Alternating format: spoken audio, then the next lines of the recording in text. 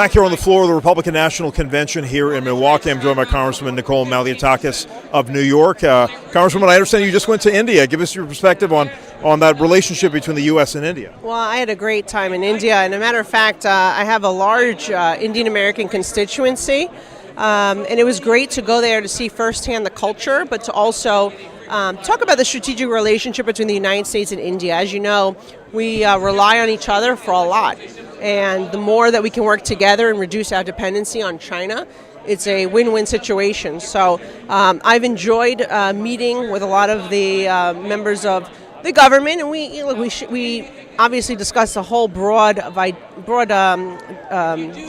itinerary. But what we did, in particularly as a member of the House Ways and Means Committee, I'm focused on trade. How can we build that trade relationship with India as we're trying to move a lot of our supply chain out of communist China, either onshoring it or friendshoring it with countries like India, which we've had a strategic partnership. Also, national security for both countries was a big discussion. India has been a great partner in the Indo-Pacific, and we look forward to continuing to strengthen that relationship. And so I thought it was a great few days that we spent there. We got to see the Taj Mahal, and as somebody who has been able to go to the Hindu temples in New York City and meet with the constituency, I'm a Ma Durga. I love Ma Durga. I collect little Ma Durga figurines, actually. And so I find her to be inspirational, and particularly as a female. And really just enjoyed sharing the culture, the heritage, and the religion, and just learning more, because we work so closely with countries like India. And I think it's important for elected officials to actually visit and see what it's like, see where the Indian American constituency is coming from, and seeing how we can build to be more cooperative with a good and strong ally like India. Congresswoman, there's some new data that just came out that 19% of Indian Americans have disaffiliated from the Democratic Party. This was a group of Americans that were about 80% affiliated with Democrats just in 2016 alone. Give me your perspective on this, because they're up in play. They haven't necessarily come over to President Trump, but that's a huge swing in just a short amount of time.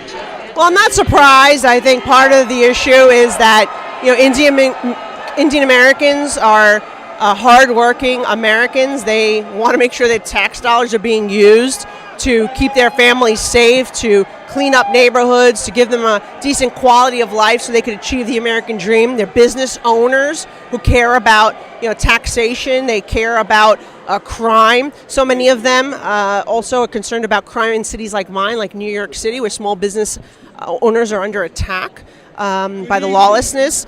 So I think that it makes sense that they would be running away from Joe Biden, because their agenda has been so disastrous for the hard-working American in this country.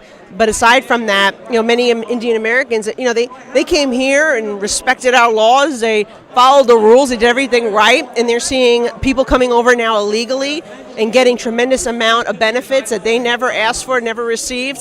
And they're using their hard-working tax dollars, hard-earned tax dollars to pay for it. And they're fed up. It's like my family. My mother's from Cuba. My father's from Greece. They came here as immigrants. They worked hard. They did everything right.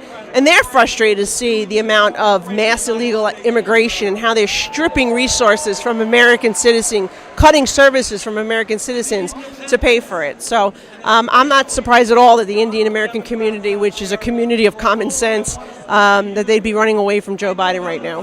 This is a message that will resonate with the party overall. Obviously, you understand that dynamic in New York, but can you take that back to party elders? Are they aware of this?